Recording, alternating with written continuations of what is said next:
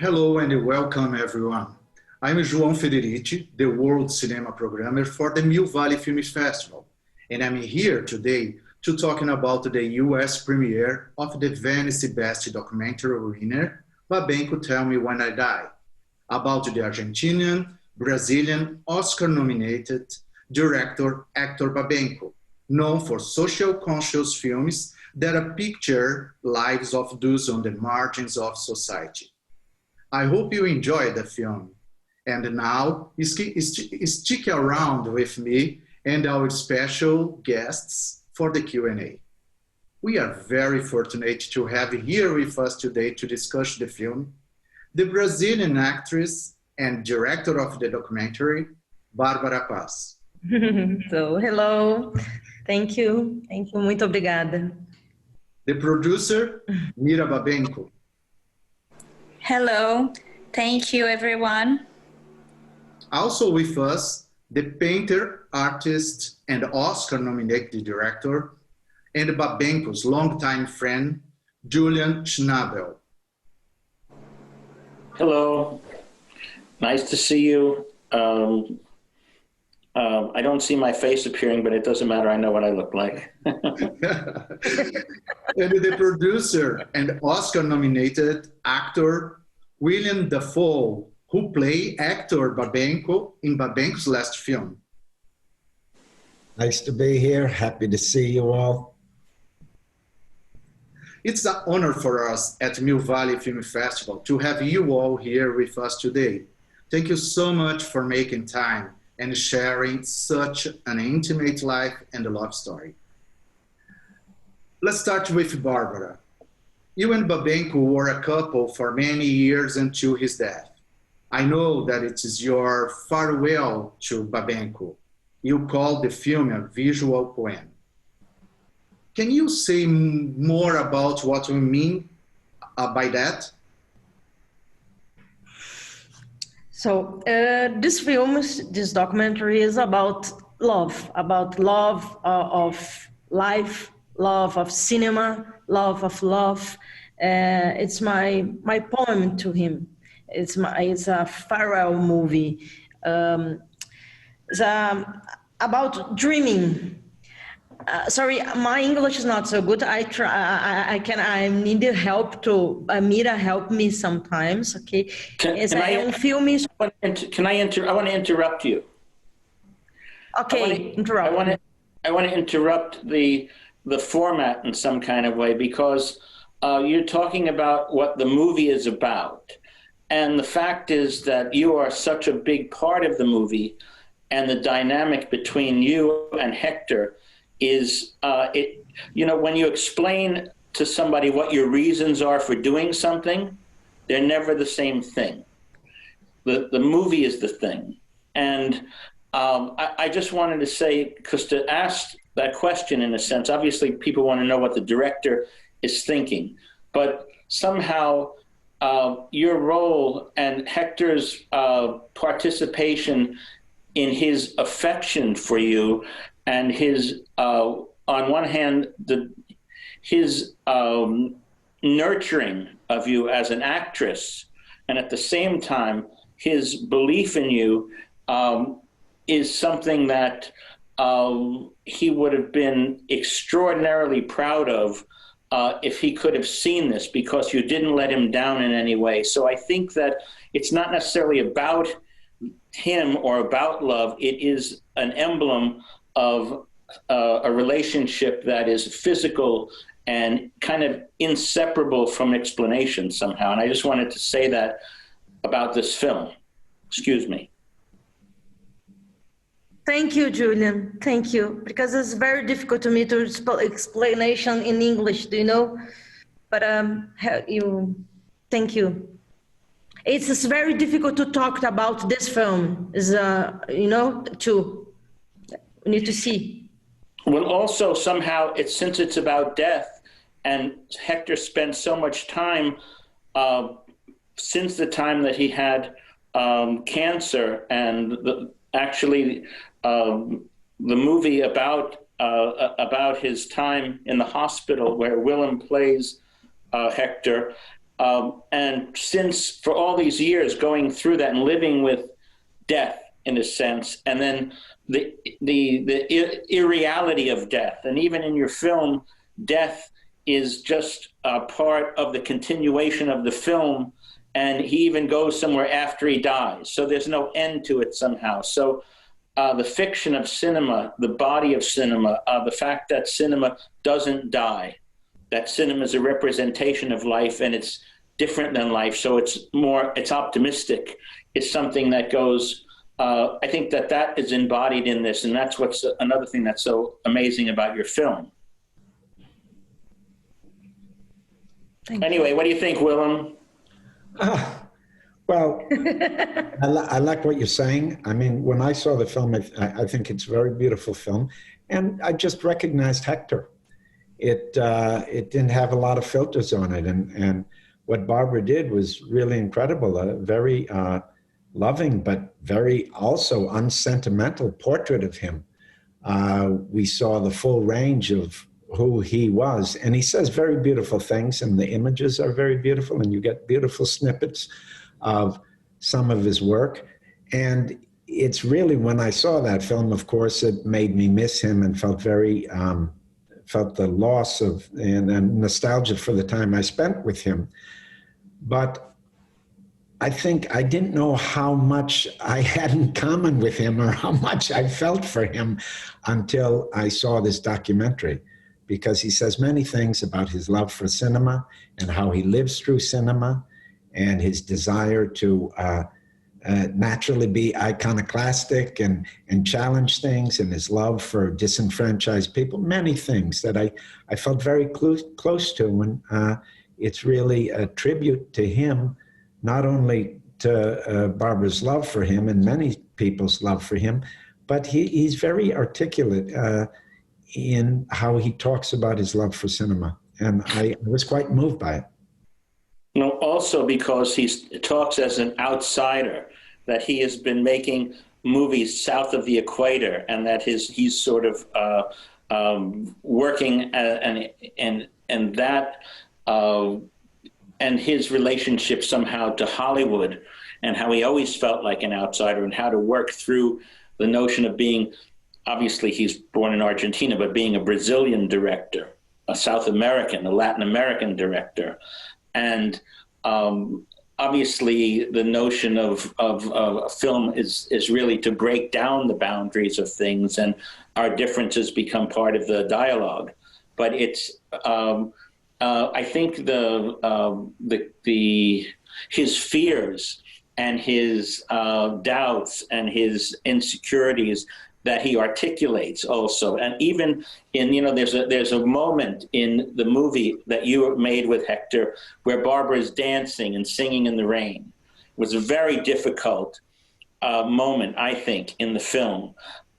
In seeing it in the documentary and seeing Hector watching it and reacting to it was an amazing kind of meta version of this thing, understanding about somebody making something and living with their decisions. And that was very profound and very heartbreaking and really cool.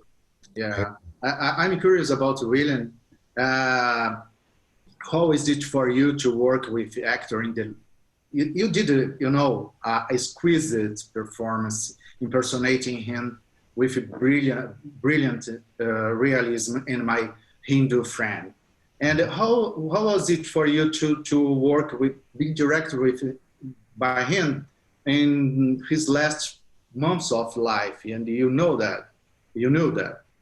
It's strange. I met Hector a very long time ago, and we kept in touch for a while. And then when he got sick, I really lost touch with him. And then I was kind of reunited by two things. One, through Julian.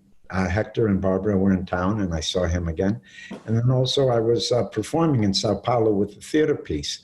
And he came, and he gave me the script, and he said, I need to do this. I want you to do it. And my initial impression was, I'm not right to play him. This is maybe not good casting.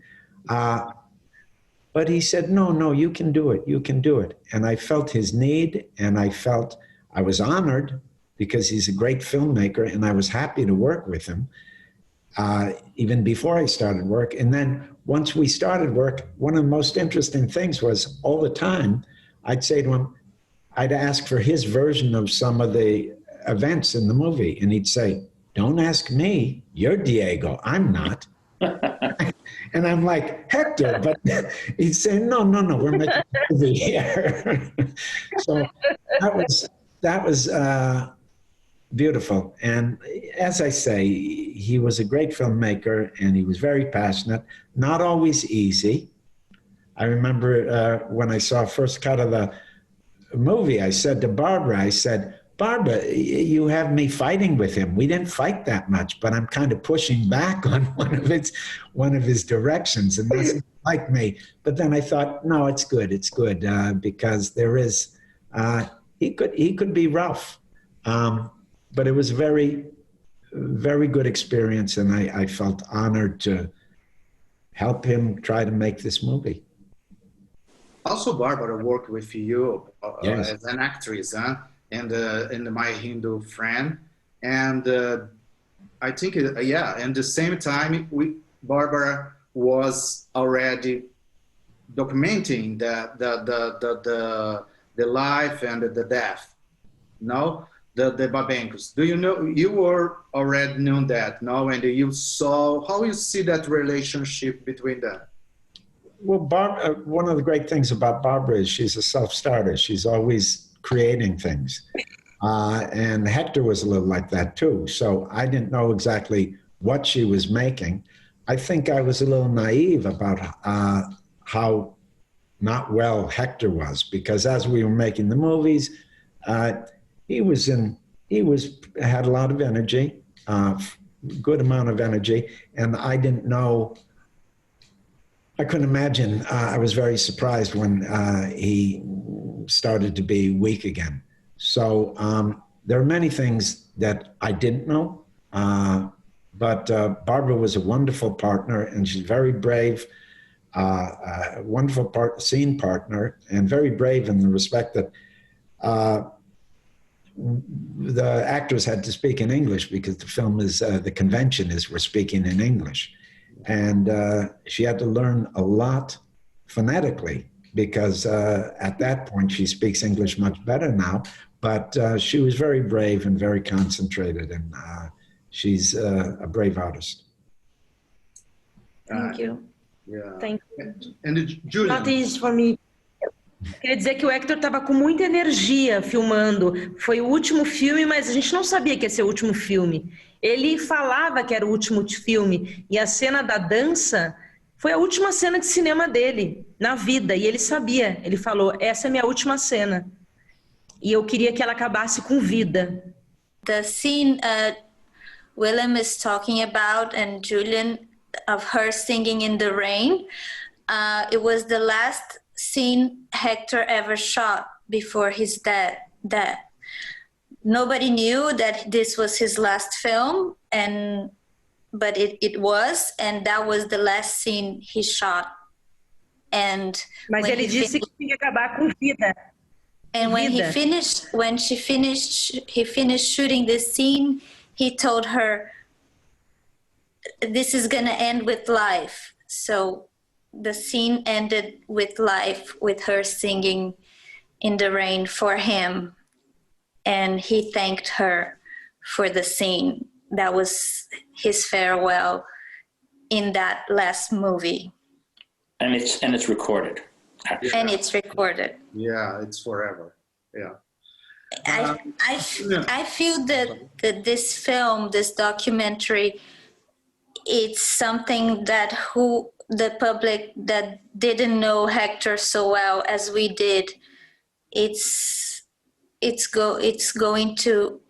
shows the human being and the meaning of life that he had throughout his work, throughout the cinema, and has pinches of every one of his films, of course, of who he was. But Barbara made this man we know from the inside out, what he really meant of life from within. Yeah. And I cannot be more grateful for a woman doing this for my father. So everyone was very proud of what she was able to make with the with the material, with the scenes she had to translate into this documentary. Yeah. Adding what you say, Myra, most people know Héctor as a director of such a classic films like Pixote, Kiss of Spider-Woman, Ironweed, and Carandiru, just to mention a few. And what do you guys think about the fans of his work who think they already know, they think they knew him before? You'll be most surprised to learn from the film, the doc. One thing that occurs to me is just watching it, I wanted to go back and watch these movies. And also I started making a connection. I'd seen, I think, pretty much all of his movies, but now it really made me want to go back to them. And just for me, it created a through line that I had never quite felt before, because you see movies one at a time and sometimes you don't quite make the connection. But that was beautifully made in this doc. I mean, you saw a life, you saw a man, and it's a beautiful doc. What about you, Julian? About your friend? He's a long-time friend from you, and also, you know, in the occasion of the Babenco's death, you wrote that Babenco's Pixote is one of the 5 most important films in the past 50 years. Also, how Babenco's body of work and his friendship impact your life as a person and an artist? Well, first of all, yeah, I thought the 2 best films made in the 1980s was Raging Bull and Pixote. And it was, I think it was very, I think it's sort of essential for the film Pixote to be on the list that people get when they think of, you know, what should I watch? A young filmmaker, what should I watch? Well, you should watch 400 Blows, Truffaut. You should watch Le Mépris, you know, Godard. You should watch, and you should watch the Battle of Algiers, and you should, by Gilles Bontecorvo, and you should watch Pixote by Héctor Babenco, and you should watch, I mean, Raging Bull by Martin Scorsese. And I think that that Héctor was a world-class film director, and I think that sometimes he felt somewhat marginalized, and just being from another country where people didn't know, also being from Argentina and not being a Brazilian, he was already un extranjero there also. So his life was that of somebody somehow in exile. And I think that his perspective is very poignant. And I think they're images from, well, for example, one thing that was directly an impact on me was I loved the music by John Neschling in Pixote. And when I was making Basquiat, I said to Héctor, you think I could get the rights to this music? I'd like to use it in a segment of Basquiat. And he gave it to me for $1. And we were friends since then, since I guess 1995. And so also when you see movies by like City of God, or there's a tradition by Mireilles, and you see movies, I mean, you see a film like Carandiru, and you think of what went on in that prison and what's going on, or the way that blood is being washed down the steps of this. I mean, they're just images throughout Héctor's movies that are not only surprising, but things that just are indelible on your brain. And so, and obviously Fernando Ramos da Silva was so extraordinary. And it's funny because, you know, what's his name? Jorge, the guy that played Lilica. What is his last name, the actor? His name is Jorge. O Lilica. Julião, Jorge Julião. Yeah. Right? What's his name? Jorge Julião. Exactly. So once I said, you know, I was talking about the film saying that all the people were not actors that were in the movie, and this guy was really great. And I get a telephone call saying, I'm a real actor and I'm ready for a job. and so we have a little dog that's white and black that we picked up in Paris. My wife picked her up on the right bank, and the name of the dog is Lilica. Oh. And Lilica actually, she licks everybody all the time, so she's definitely, the name fits the dog. I mean, I get a nose and ear irrigation every morning from this little black and white dog named Lilica. So Pixote had a huge effect on our lives, and it still does. And I think everybody that watches movies should know this film. It's an essential film, but there's something in all of Hector's movies that is heartbreaking and touching and useful.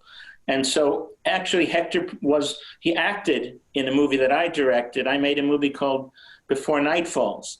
And in that movie, Hector played Virgilio Piñera, who was teaching Reinaldo Arenas how to write. And it was funny because I after working with him for a while, Hector said to me, I didn't realize how hard it was to act. Yeah. So I think that that was sort of, but at the same time, you know, as I was making the movie, he kind of kept saying, well, maybe don't you think you should want to put the camera over there? Or maybe, what do you think about maybe, and so I said, no, you're supposed to be the actor today and I'm the director. Yeah. But we had the most wonderful friendship. And there's a guy named Papi Corsicato that made a documentary about me. And Hector is in the documentary. And Hector is complaining that the maid said that I made the best risotto ever made. And he was really pissed off at me because the maid in the house liked the way that I made the risotto. But he was the best part of the whole documentary about me. I mean, he was just so, he was, you know, comical and deep. And the last time I was with him, I was having a show at the museum in Sao Paulo, and I was staying at Hector's house. He made a dinner for me where we had the best sushi I've ever had in my life. A great Japanese chef there in Brazil. They have great sushi, Japanese sushi in Brazil. Anyway, at Hector's house, it was the best. And then we went somewhere to look at a show, and he was driving the car, and I was in the car with him, and basically he ran into the car in front of us. And then when the guy got out, he yelled at the guy for backing up into him, but the guy did not back up into him. Hector couldn't see anymore. He wasn't doing a really great job of driving anymore. So, but you couldn't tell him that he wasn't a great driver somehow.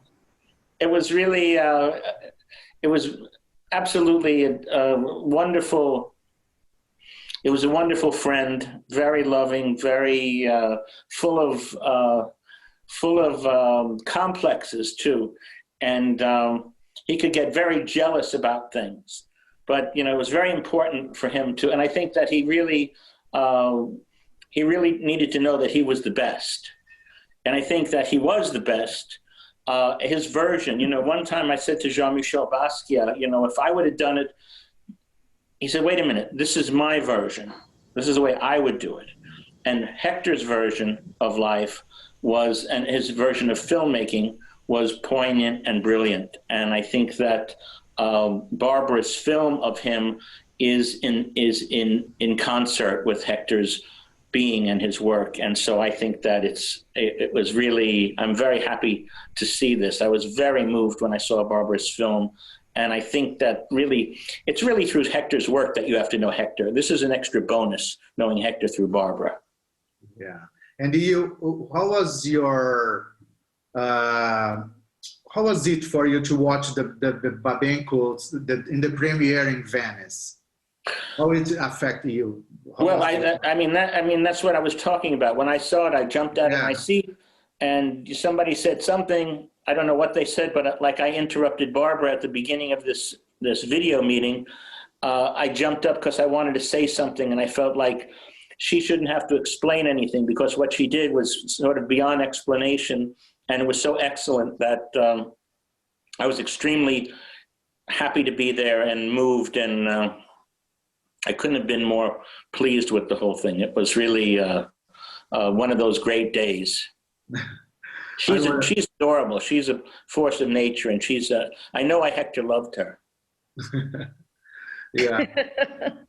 I'm also, we were talking about the Before Night Falls, that are you directing him. And it's funny that I always want to watch that. I was guessing if Babenco was able to turn off his director's brain, you know, when you were directing him. Oh yeah, he had to listen to me. It's not a democracy, you know. Yeah, you are the director. That's correct, and so is he when he's directing. Yeah. But we all work together. Well, Willem will tell you that it's a collaborative effort. It's not, we have to trust each other. What do you think about that, Willie? That sounds good, Julian. It all sounds... You are a producer and responsible for preserving Babenco's body of work. And I know that you are restoring most of them. How is it for you to revisit your father's films? And are you planning a retrospective? Well, first I would like to say that as you were speaking about Hector, my father, the director, he was not conventional in any means as a father too. He always liked to say that you cannot predict things, that things just flow and there are no rules. And so when you were talking about how he was, that's how I was raised, by a man who didn't like to plan so much, and he was always unexpected. Second, as João was asking, I was not planning to be a movie producer. This documentary was in Barbara's hands, and the only thing I did was to continue with the production company, HB Films, and I stood by her. The most important thing for me was for her to know that I was there for her and that she could do what she wanted and know I was supporting her in the way she wanted. If she wanted me to be more part of it, I would be willing to. And if she wanted to, this was her farewell to my father, and I was there to make it possible. And I think this was very important for both of us that were in this very difficult period of grieving and now I'm restoring the films. Of course, we had the magnificent surprise to have the Film Foundation World Cinema Project restoring Pixote in 2018. Now I'm restoring Lúcio Flávio, which is a film from 1977, before Pixote, a very nice film, very strong, and about violence in Brazil, about with good actors, very good film. And King of the Night, which was the first film Hector did. And my project, it is to restore the other films, and hopefully with the help of all Hector's friends, and I will work into having retrospectives and all his films available as to different audiences, different medias, and have his his work perpetuated along with the documentary now. Sounds good. It's a project. Yeah. It's in progress, work in progress. Thank you. And William, you have a lot of impressive number of films in your career. Last year, we were screening in Mill Valley 2 of your, I think, at least 5 films that were released last year. We have The Lighthouse and The Motherless Brooklyn in Mill Valley last year. And you are, as you mentioned, that you are working with Guillermo del Toro in Nightmare Alley, Robert Eggers, again, you have the project in Northman, The Card Counter with Paul Schrader, and also with Gia Colagrande. Now you have the Tropical, maybe shooting in Brazil, is that right? We aren't, it's not all set to go, but it's certainly in planning. It's been, certainly COVID hasn't helped. But yeah, I'm going to, we're dreaming something up. It may be Tropico, it may be something else. But yeah, I like to work. And what is this? You forgot about 2 years ago already when he made At Eternity's Gate and played Vincent van Gogh? The Van Gogh is brilliant. My God, that was fantastic. Yeah. Okay. It's brilliant film. I love the Van Gogh. And how about you, Julian? After Van Gogh, do you have another plan now for a movie we are waiting for? How could I make another movie after that? I have to stop now. Oh, no. Come on. Yeah.